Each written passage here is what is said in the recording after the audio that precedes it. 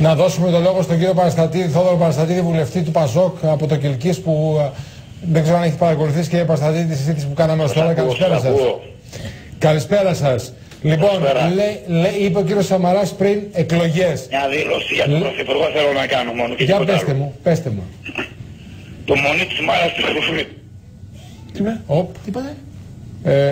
Δεν ξέρω, μάλλον κάποια τηλεφωνική γραμμή λάθος. Δεν μπορώ να πιστέψω. Δεν ξέρω, αυτό που ακούσαμε όλοι μαζί. Με το Πασόκ όλα.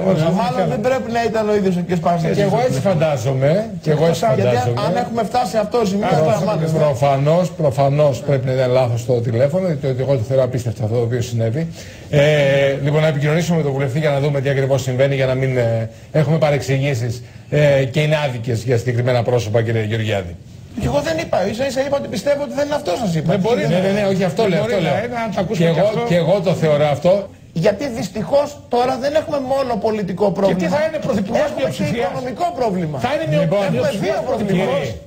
Δηλαδή να μπαίνει στη Βουλή νομοσχέδια και θα στέκεται αν το Πασόκ τα ψηφίσετε, τα ψηφίσετε. Τι λέμε τώρα, σας ευχαριστώ πάρα πολύ. Και τον κύριο Γιάννη Μανώλη. Δεν διευκρινίσαμε τι έγινε με τον βουλευτή. Με τον βουλευτή.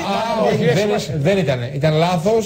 Δεν ήταν βουλευτής, μην παρεξηγηθούμε κιόλας. Ήταν λάθος, συμβαίνουν αυτά, τι να κάνουμε. Ήταν σπάνιο λάθος βέβαια. Σπάνιο, αλλά τηλεοπτικά ενδιαφέρον οφείλω να μου λέτε. Δεν ήταν, έπρεπε να το πω εγώ. Το είχα σημειώσει να το πω, θα το έλεγα στη συνέχεια. Με προλάβατε και ευχαριστώ πολύ. Ευχαριστώ τον κύριο Γιάννη Μανώλη και τον κύριο Άδωνη Γεωργιάδη.